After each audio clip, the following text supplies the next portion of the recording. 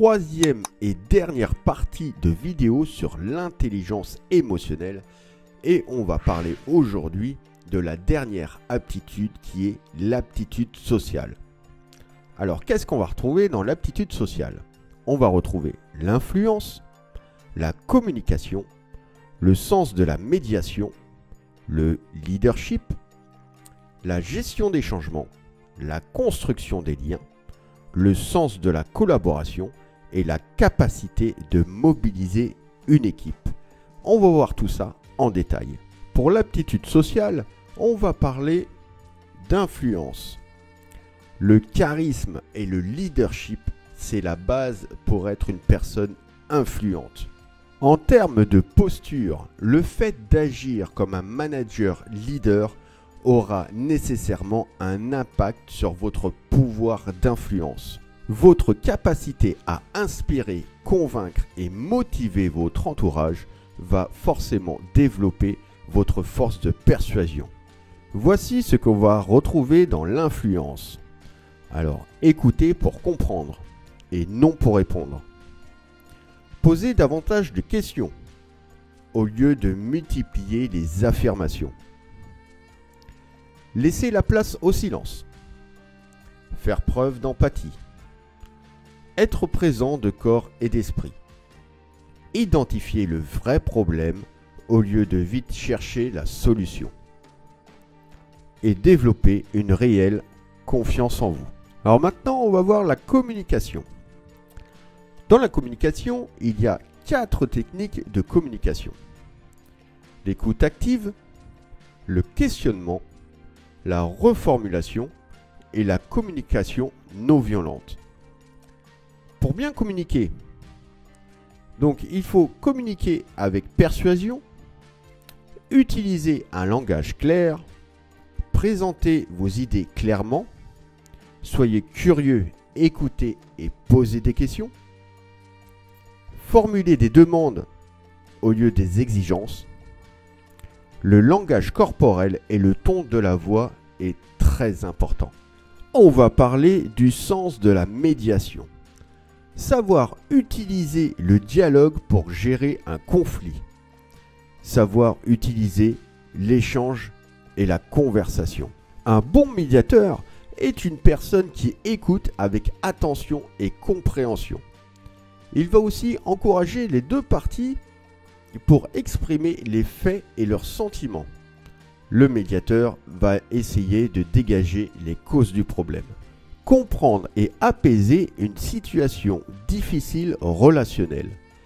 Exprimer les différents points de vue et les résoudre humainement et équitablement. Et par la suite, il va falloir rétablir une relation de confiance. Le leadership. Le leadership va reposer sur 4 piliers. Être reconnu comme compétent, établir la confiance, avoir le courage de s'exprimer et d'agir et faire preuve de cohérence. Je vous ai fait 2 colonnes pour le développement du leadership. Alors, développer son sens de leadership et développer son style de leadership. Alors, pour son sens de leadership, c'est comprendre l'importance du leadership. Connaître ses forces et faiblesses, puis déléguer. Mettre en place un coaching. Faire preuve de transparence.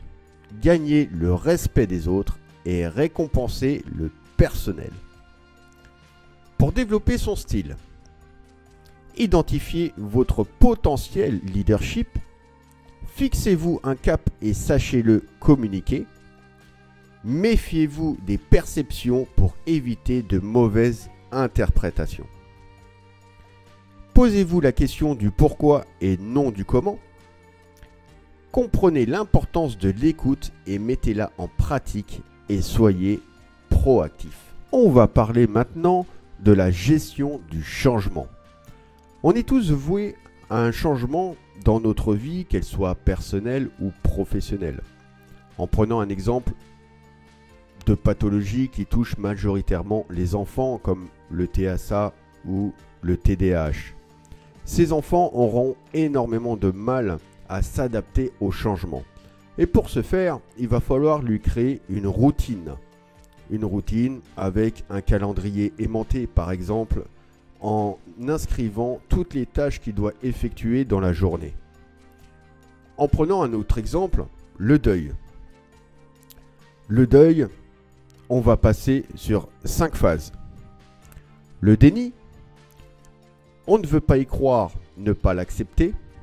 Ensuite, il y aura la colère, on va résister, ne pas vouloir accepter la situation.